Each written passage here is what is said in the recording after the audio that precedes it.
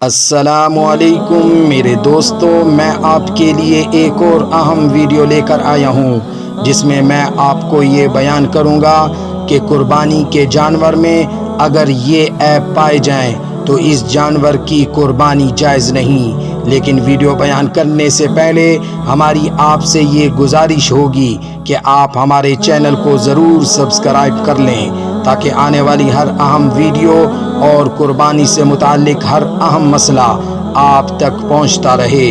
قربانی کے جانور کے عیب: جس جانور کے سینگ بالکل جڑ سے ٹوٹ گئے ہوں تو اس جانور کی قربانی جائز نہیں۔ جس جانور کے دونوں کان پیدائشی نہ ہوں یا ایک کان پورا کٹا ہوا ہو تو اس جانور کی بھی قربانی جائز نہیں۔ جس جانور کے کان یا دم تہائی سے زیادہ کٹی ہوئی ہو تو اس جانور کی بھی قربانی جائز نہیں۔ جو جانور اندھا ہو اس جانور کی بھی قربانی جائز نہیں۔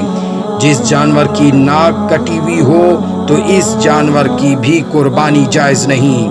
جس جانور کے دانت بالکل نہ ہوں تو اس جانور کی بھی قربانی جائز نہیں۔ جس جانور کی زبان تہائی سے زیادہ کٹی ہوئی ہو تو اس جانور کی قربانی بھی جائز نہیں۔ مخنث جانور یعنی خسرہ جانور، اس کی بھی قربانی جائز نہیں۔ خصی جانور کی قربانی نہ صرف درست ہے بلکہ خصی جانور کی قربانی افضل ہے۔ جس جانور کے تھن بالکل کٹے ہوئے ہوں یا ایک تھن تہائی سے زیادہ کٹا ہوا ہو اس کی قربانی جائز نہیں۔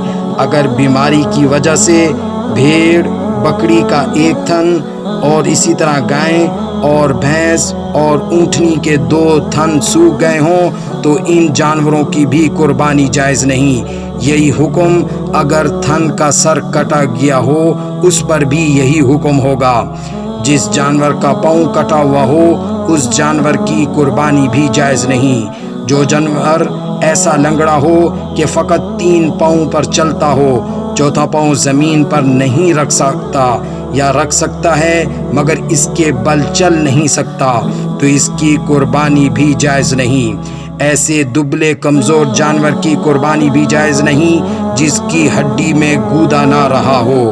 جو جانور زیادہ عمر ہونے کی وجہ سے بچہ دینے کے قابل نہیں اور جس کو کھانسی ہو اور جس کے بدن پر گرم لوہے سے داغ دیا گیا ہو، جس کا کان چیرا ہوا ہو یا اس کے کان میں سوراخ ہوں بشرطے کہ سوراخ کان کے تہائی سے کم ہوں تو اس کی قربانی جائز ہوگی ورنہ اس کی قربانی بھی جائز نہیں۔ اور یہاں پر یہ بھی یاد رکھیں کہ حاملہ جانور کی قربانی درست ہے، البتہ جو جانور بچہ دینے کے قریب ہو اس کو ذبح کرنا مکروہ ہے، اور مستحب یہ ہے کہ جانور ہر قسم کے عیبوں سے پاک ہو۔